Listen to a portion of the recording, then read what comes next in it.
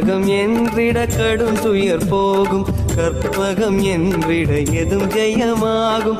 கற்பகம் என்பதை கவசம் ஆகும், கவசமாகிய கணபதி போற்றி. காலம் மூன்றும் கணிப்பவன் நீயே, காப்பதும் கடமை கற்பக தருவே. தருவே உந்தன் திருவடி சரணம்.